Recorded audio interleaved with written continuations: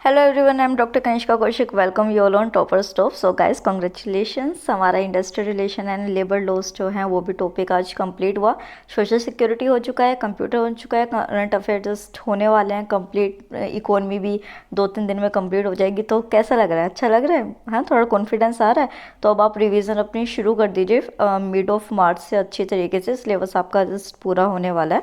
जो पॉलिटी वगैरह है और जो हिस्ट्री है उसके जो सिर्फ प्रीलिम्स के पॉइंट है वो हम आपको डिटेल में बताएंगे, क्योंकि डिटेल में जाके यार दिमाग खपाने का कोई फ़ायदा नहीं है, उस चीज़ का आना उसमें से है नहीं। तो सिर्फ प्रीलिम फोकस चीज़ें होंगी, तो वो वीडियोस आप अच्छे से देखिएगा, ठीक है। तो चलिए आज की last video of industrial relation शुरू करते हैं। बस एक इंडस्ट्रियल रिलेशन का करंट अफेयर रह जाएगा, वो मैं ख़त्म करूँगी, स्टैटिक पोर्शन आपका ओवर हो जाएगा। तो इसमें बेसिकली जो है एम्प्लॉयर ऑर्गेनाइजेशंस जो इंडिया के अंदर है, ILO को हमने डिस्कस कर लिया था। अब जो इंडिया के अंदर स्पेसिफिक 4 है उनके थोड़ी सी डिटेल्स हैं, बस बिल्कुल वो देख लेते हैं। और करना ये ज़रूरी इसलिए क्योंकि सिलेबस में है, हो भी सकता है क्वेश्चन आए ना भी आए, बट फिर भी क्यों छोड़ना है ना किसी ऑप्शन को। तो नेक्स्ट फर्स्ट आता है यहाँ पे all India organisation of employer, that is AIOE। इसके बारे में पढ़ते हैं कि क्या है ये। तो देखिए, एक चीज़ मैं बता दूं कि यहाँ पे जो डाटा मैंने डाला हुआ है वो सारा मैंने इनकी ऑफिशियल साइट से जाके जो है वो लिया है। तो अगर इसमें कोई मिस्टेक होती है तो वही अपने बारे में गलत बता रहे, वीडियो में कुछ भी गलत नहीं है, ठीक है। तो यहाँ पे ऑल इंडिया ऑर्गेनाइजेशन जो एम्प्लॉयर्स है वो एक एलिड बॉडी है जो कि FICCI के अंडर काम करती है। FICCI की क्या फुल फॉर्म है वो आपको याद रखनी है। AIOE की क्या फुल फॉर्म है, that is all India organisation of employer, वो आपको एग्जाम के लिए याद रखने हैं। तो federation of India chambers of commerce and industry के अंदर ये आता है। ये सबसे ओल्डेस्ट और एपेक्स नेशनल एम्प्लॉयर ऑर्गेनाइजेशन है इंडिया की। ये वाला पॉइंट आपको याद रखना है कि ओल्डेस्ट कौन सी है, लार्जेस्ट कौन सी है, वो आपकी EPF हो गई, ठीक है। ओल्डेस्ट कौन सी है तो इसका नाम आपको याद रखना है। तो ये एक ऐसा प्लेटफॉर्म है जो कि इंडियन एम्प्लॉयर्स को एक वो देता है, प्लेटफॉर्म देता है, ताकि जो भी उनकी वॉइसेस होते हैं, जो भी उनके ओपिनियंस है वो यहाँ पे आके रेज कर सके, बता सके। जब भी लेबर के प्रोस्पेक्टिव में या फिर कोई सोशल पॉलिसीज जो है वो फॉर्मुलेट की जा रही होती है बिजनेस को प्रमोट करने के लिए, ट्रेड या इकोनॉमी को बूस्टअप करने के लिए, तो यहाँ पे एक तरीके से लेबर्स के ओपिनियन यहाँ पे माने जाते हैं, या फिर जो वर्कर्स होते हैं। इसको जो सेटअप किया गया था वो 1932 के अंदर किया गया था। जो उस टाइम के एमिनेंट इंडियन इंडस्ट्रियलिस्ट थे और जो श्री कस्तूर भाई लाला भाई थे, ये फर्स्ट प्रेसिडेंट थे। और ये वाला जो फैक्ट है ये आपका डायरेक्टली बुक में दे रखा है, तो मे भी आपसे पूछ लिया जाए। तो ये आपके फर्स्ट प्रेसिडेंट थे, और उसी के साथ जो इसका ऑब्जेक्टिव था उस टाइम पीरियड में वो ये था कि जो इंडियन इंटरप्राइजेज है उनका एक साउंड इंडस्ट्रियल रिलेशंस जो है वो प्रमोट करना, उसी के साथ जो है एक बेटर अंडरस्टैंडिंग प्रोवाइड करना एम्प्लॉयर्स के बीच में और वर्कर्स के बीच में, ताकि इंडस्ट्री को रन करने के लिए उनके जो म्यूचुअल इंटरेस्ट है उनको सेफगार्ड किया जा सके। और उसी के साथ जो गवर्नमेंट है वो एक ट्राईपार्टाइट के अंदर इसके साथ आके, मतलब एम्प्लॉयज़ और वर्कर्स के साथ मिलजुल के जो है लेबर और सोशल पॉलिसीज़ को फ्रेम कर सके। इसके जो ऑब्जेक्टिव थे वो यही थे कि सारे जो स्टेप्स है वो लेने हैं ताकि जो लेजिस्लेशन बने और जो भी इंडस्ट्रियल रिलेशंस के इंटरेस्ट है उनको मेंटेन किया जा सके। नेक्स्ट आता है आपका एम्प्लॉयर्स फेडरेशन ऑफ इंडिया, जो कि मुंबई के अंदर सिचुएटेड है।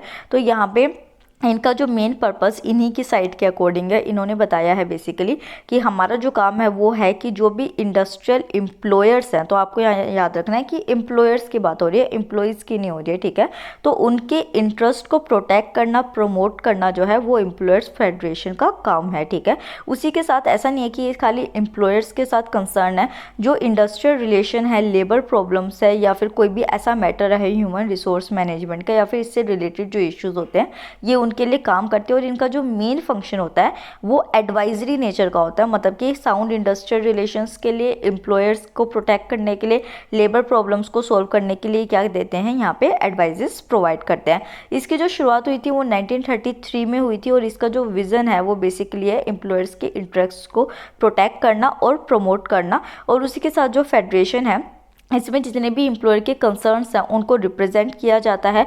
और यहाँ पे मिनिस्ट्री ऑफ लेबर के साथ, जैसे कि स्टैंडिंग लेबर कमेटी जो होती है मिनिस्ट्री ऑफ लेबर की, इंडियन लेबर कॉन्फ्रेंस जो हो गई, या फिर जो इंडस्ट्री की कमिटीज़ होती है या जो सब कमिटीज़ होती है स्टेट लेवल पे और नेशनल लेवल पे, इनके सामने जो है एम्प्लॉयर्स के इशूज़ को रखा जाता है, उनमें एडवाइस प्रोवाइड की जाती है और फिर उनको सोल्व किया जाता है। उसी के साथ कौन कौन सी ऐसी ऑर्गेनाइजेशंस है जो इसके साथ मिलकर काम करती है, तो ये जो फेडरेशन है ये council council of Indian employers के साथ मिलके, all India organisation of employers के साथ, और जो standing conference of public enterprises है, इन सब के साथ मिलके जो है वो एम्प्लॉयर वेलफेयर में काम करती है।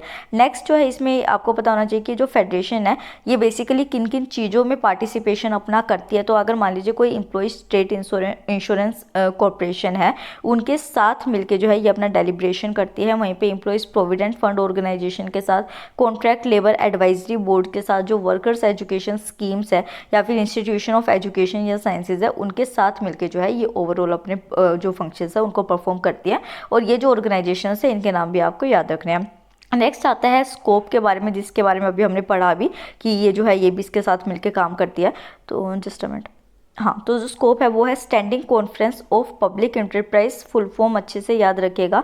तो standing conference of public enterprises जो है इसको स्कोप के नाम से भी जाना जाता है। ये एक एपेक्स प्रोफेशनल ऑर्गेनाइजेशन है जो कि सेंट्रल गवर्नमेंट के पब्लिक इंटरप्राइजेज को रिप्रेजेंट करती है। ठीक है, तो एम्प्लॉयर का हमने देख लिया, एम्प्लॉय का हमने देख लिया, अब हम किसका देख रहे हैं, पब्लिक इंटरप्राइजेज को जो रिप्रेजेंट करती है वो स्कोप करती है।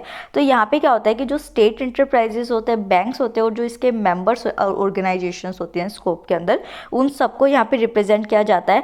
अगर हम इसकी बात करें कि कब ये एनफोर्स हुआ था, तो 10 अप्रैल 1973 को इसकी एग्जिस्टेंस सेटअप की गई थी, बट इसको फॉर्मली रिकॉग्नाइज किया गया था गवर्नमेंट के एक लेजिस्लेशन के थ्रू नवंबर 1976 के अंदर। तो मे भी हो सकता है आपसे डेट पूछ ली जाए। यहाँ पे देखिए जो standing conference on public enterprises है, ये दो तरीके के टास्क परफॉर्म करता है। एक होते हैं इंटरनल और एक होते हैं एक्सटर्नल।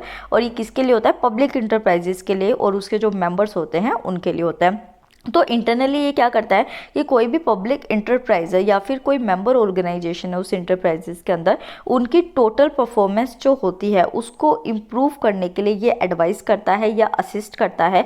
और वहीं पे अगर हम एक्सटर्नल रोल इसका देखते हैं, फंक्शन देखते हैं, तो यहाँ पे ये बेसिकली जो भी कम्युनिटी होती है पब्लिक इंटरप्राइज से रिलेटेड, उसकी टोटल बाउंड्री को इम्प्रूव करता है कि ज़्यादा से ज़्यादा जो है उसका एक्सटेंशन हो सके। उसी के साथ इनको इन्फॉर्मेशन कन्वे करना और गवर्नमेंट जो है उनको भी कन्वे करना इन्फॉर्मेशन जो भी पब्लिक इंटरप्राइजेस से रिलेटेड होते हैं और अदर मेंबर्स के लिए। तो ये सारे क्या हो गए, इसके एक्सटर्नल फैक्टर्स हो गए।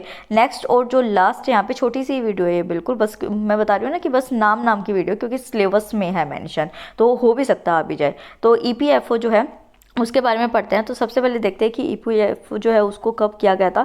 तो यहाँ पे सबसे पहले एक ऑर्डिनेंस लाई गई थी जिसको नाम दिया गया था एम्प्लॉयज़ प्रोविडेंट फंड ऑर्डिनेंस, जो कि 1951 के अंदर आई थी। इसको जो है बाद में ऑर्डिनेंस को एक एक्ट से रिप्लेस कर दिया गया था, ईपीएफ फंड एक्ट 1952। तो अगर आपसे कोई पूछता है तो आप फंड और एक्ट का ही बताएंगे, ऑर्डिनेंस का नहीं बताएंगे। ठीक है, तो ईपीएफ बिल जो था वो 1952 में इंट्रोड्यूस किया गया था to provide provident funds for employees. तो यहाँ पे फैक्ट्रीज़ के अंदर, एस्टेब्लिशमेंट के अंदर जो एम्प्लॉयज़ काम करते थे उनको मतलब प्रोविडेंट फंड्स प्रोवाइड करने के लिए इसमें काम किया गया है। उसी के साथ जो है अब ये जो फंड है इसको employees provident fund and miscellaneous provision act 1952 का नाम दिया गया है। ये एक्ट जो है ये ऑल ओवर इंडिया जो है वो एप्लीकेबल है एक्सेप्ट जम्मू एंड कश्मीर। तो जम्मू एंड कश्मीर में ये एप्लीकेबल नहीं होती है। कॉन्स्टिट्यूशन ऑफ इंडिया जो हमारा है उसके अंदर डायरेक्टिव प्रिंसिपल ऑफ जो स्टेट पॉलिसी है उसमें ये कहा गया है कि आपको जो है वर्कर्स के राइट टू वर्क के लिए, एजुकेशन के लिए, उनको पब्लिक असिस्टेंस प्रोवाइड करने के लिए, अनएम्प्लॉयमेंट के केस में, ओल्ड एज, सिकनेस और डिसेबलमेंट या फिर जो अनडिजर्व वांट होते हैं उनके केस में जो है आपको उन्हें हेल्प करनी चाहिए। और ईपीएफओ का जो कॉन्स्टिट्यूशन किया गया था वो इसी के लिए किया गया था ताकि इसके जितने भी वो है ऑब्जेक्टिव्स है उनको फुलफिल किया जा सके। तो यहाँ पे ईपीएफओ जो है वो सोशल सिक्योरिटी विग्रेसली प्रोवाइड करता है इस तरीके से, और जो एक वर्कर्स है वो अपनी एक लाइफ ऑफ डिग्निटी जी सके और उनका डिपेंडेंस जो है वो अपने ऊपर हो सके, नॉर्मल लाइवलीहुड वो जी सके। इस वजह से ईपीएफओ काम करता है। किस तरीके की बॉडी ईपीएफओ है, तो ये एक स्टैट्यूटरी बॉडी है जो कि गवर्नमेंट ऑफ इंडिया के अंदर आती है और ये लार्जेस्ट सोशल सिक्योरिटी ऑर्गेनाइजेशन है कंट्री की। ओल्डेस्ट क्या है वो आपको पता चल गया, लार्जेस्ट क्या है वो आपको पता चल चुका। ठीक है, इसी के साथ जो ईपीएफओ है वो किसके प्रिव्यू में आती है, तो ये ministry of labour and employment के अंदर आती है 1951 से, जो कि एक सोशल सिक्योरिटी सिस्टम इंडिया में प्रोवाइड करती है। सो अगेन कॉन्ग्रेट्स, हमारा खत्म हुआ इंडस्ट्रियल रिलेशन और ये वीडियो भी यहीं खत्म हुई। तो अगर वीडियो पसंद आई है, मेरा एफर्ट जो मैंने आपको प्रॉमिस किया था कि मैं कराऊंगी ये फैब में पूरा, वो मैंने पूरा कर दिया है। तो उसके लिए वीडियो को लाइक कीजिए, चैनल को सब्सक्राइब कीजिए। Thank you so much.